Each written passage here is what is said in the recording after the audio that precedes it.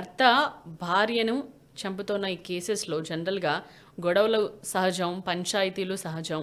అయితే అది చంపే వరకు వస్తుంది అని ఏ భార్య అనుకుని అక్కడ ఉండదు గదా! అంటే ఎక్స్‌పెక్ట్ జేయదు. కానీ ఏమైనా కొన్ని లక్షణాలు కనిపిస్తాయా?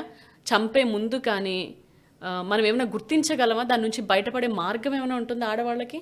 అవేమీ కనపడవండి. హ్మ్. నా మనసులో ఏముందో మీకు తెలియదు, మీ మనసులో ఏముందో నాకు తెలియదు.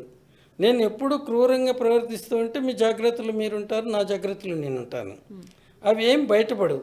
ఏదో చిన్న చిన్న మాట అనుకుంటారు, అప్పుడు ఇప్పుడు తగులాడుకుంటారు. కానీ వీడి లోపల ఇంత భయంకరమైన ఆలోచనలు పెట్టుకున్నాడు అనేది బయటపడవు. పడితే ఆమె ఉండదు, భయపడి పారిపోతుంది. హ్మ్. అది వచ్చింది. ఇక్కడ నమ్మించి గొంతు కోయటం, ఆ స్టేజ్కి రాకుండా అంతగా హింసించకుండా. ఎక్కువ హింసిస్తామంటే పక్కింట్లో కన్నా పోతుంది, బంధువులు లేకపోతే. వాళ్ళకి చెప్తుంది నా భర్త నన్ను ఇట్లా కొడుతున్నాడు తిడుతున్నాడని. వాళ్ళు కూడా ఈమె రిస్క్కి వస్తారు, అది ఉంటుంది. కానీ చెప్పదు, అంత చేయలే అనుకుంటుంది. అంటే ఒక విధంగా ఈమె నమ్ముతుంది వాడిని.